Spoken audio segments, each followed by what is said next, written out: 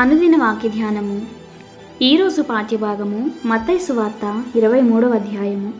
అప్పుడు యేసు జనసమూహములతోనూ తన శిష్యులతోనూ ఇట్లనెను, శాస్త్రులను పరిసయ్యులను మోషే పీఠమందు కూర్చుండువారు గనుక వారు మీతో చెప్పున వాటినన్నిటిని అనుసరించి గైకొనుడి. అయినను వారి క్రియల చొప్పున చేయకుడి, వారి చెప్పుదురే గాని చేయరు. మోయ సఖ్యము కాని భారమైన బరువులు కట్టి మనుషుల భుజముల మీద వారు పెట్టుదురే గాని తమ వ్రేలితోనైనా వాటిని కదిలింపనొల్లరు. మనుషులు కనబడు నిమిత్తము తమ పనులన్నీ చేయుదురు. తమ రక్షరేకులు వెడల్పుగాను తమ చెంగులు పెద్దవిగాను చేయుదురు.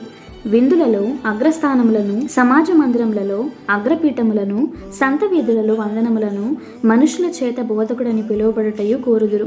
మీరైతే బోధకులని పిలువబడవద్దు, ఒక్కడే మీ బోధకుడు. మీరందరూ సహోదరులు.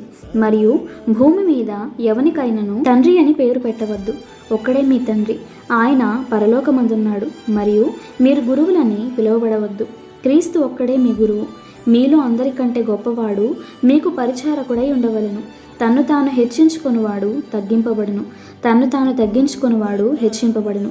అయ్యో వేషధారులైన శాస్త్రులారా, పరిసయ్యులారా, మీరు మనుషుల ఎదుట పరలోక రాజ్యమును మోయుదురు, మీరందులో ప్రవేశింపరు, ప్రవేశించు వారిని ప్రవేశింపనీయరు. అయ్యో వేషధారులైన శాస్త్రులారా, పరిసయ్యులారా, ఒకరి మీ మతములో కలుపుకొనుటకు మీరు సముద్రమును భూమిని చుట్టి వచ్చెదరు. అతడు కలిసినప్పుడు అతని మీకంటే రెండంతలు నరకపాత్రునిగా చేయుదురు. అయ్యో అందులైన మార్గదర్శకులారా, ఒకడు దేవాలయము తోడని ఒట్టు పెట్టుకుంటే అందులో ఏమీ లేదు గాని దేవాలయములోని బంగారము తోడని ఒట్టు పెట్టుకుంటే వాడు దానికి బద్దుడని మీరు చెప్పుదురు. అవివేకులారా, అంధులారా, ఏది గొప్పది, బంగారమా? బంగారమును పరిశుద్ధపరచు దేవాలయమా? మరియు బలిపీఠము తోడని ఒకడు ఒట్టు పెట్టుకుంటే అందులో ఏమీ లేదు గాని దానిపై నుండి అర్పణము తోడని ఒట్టు పెట్టుకుంటే దానికి బద్దుడని మీరు చెప్పుదురు. అవివేకులారా, అంధులారా, ఏది గొప్పది, అర్పణమా? అర్పణమును పరిశుద్ధపరచు బలిపీఠమా? బలిపీఠము తోడని ఒట్టు పెట్టుకొనివాడు దాని తోడనియు దానిపై నుండి వాటినన్నిటి తోడనియు ఒట్టు పెట్టుకొంచున్నాడు. మరియు దేవాలయము తోడని ఒట్టు పెట్టుకొనివాడు దాని తోడనియు అందులో నివసించు వాని తోడనియు ఒట్టు పెట్టుకొంచున్నాడు. మరియు ఆకాశము తోడని ఒట్టు పెట్టుకొనివాడు దేవుని సింహాసనము తోడనియు దానిపైన కూర్చున్న వాని తోడనియు ఒట్టు పెట్టుకొంచున్నాడు. అయ్యో వేషధారులైన శాస్త్రులారా, పరిసయ్యులారా, మీరు పుదీనాలోను సోపులోను జీలకర్రలోను 10వ వంతు చెల్లించి ధర్మశాస్త్రంలో ప్రధానమైన విషయములను అనగా న్యాయమును, కనికరమును, విశ్వాసమును విడిచిపెట్టితిరి. వాటిని మానక వీటిని చేయవలసి ఉండెను. అందులైన మార్గదర్శకులారా, దోమ లేకుండానట్లు వడియగట్టి ఒంటిని మృంగువారు మీరే. అయ్యో వేషధారులైన శాస్త్రులారా, పరిసయ్యులారా, మీరు గిన్నెయు పళ్ళెమును వెలుపట శుద్ధి చేయుదురు గాని అవి లోపల దోపుతోనూ అజితేంద్రియత్వముతోనూ నిండి ఉన్నవి. గ్రుడ్డి పరిసయ్యుడా, గిన్నెయు పళ్ళెమును వెలుపల శుద్ధి అగునట్టుగా ముందు వాటిని లోపల శుద్ధి చేయుము.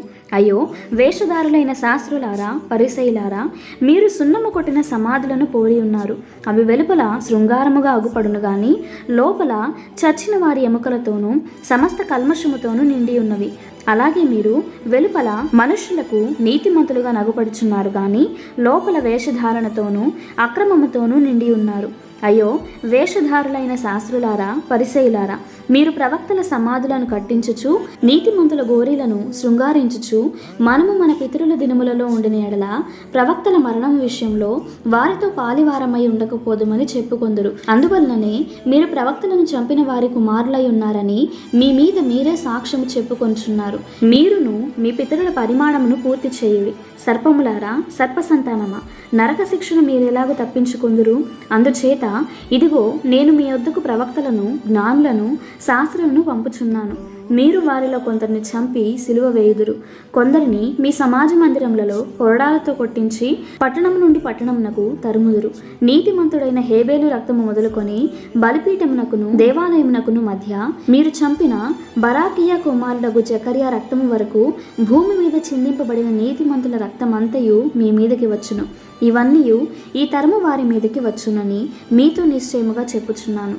యెరూషలేమా, యెరూషలేమా, ప్రవక్తలను చంపుచును నీ వద్దకు పంపబడిన వారిని రాళ్లతో కొట్టుచును ఉండుదానా? కోడి తన పిల్లలను రెక్కల క్రిందికి ఎలాగో చేర్చుకొనునో అలాగే నేనును నీ పిల్లలను ఎన్నో మార్లు చేర్చుకొనవలని ఉంటిని, కానీ మీరు ఒల్లకపోతిరి. ఇదిగో మీ ఇల్లు మీకు విడవబడి ఉన్నది. ఇది మొదలుకొని ప్రభు పేరిట వచ్చువాడు స్తుతింపబడును గాకని మీరు చెప్పు వరకు నన్ను చూడనని మీతో చెప్పుచున్నాను.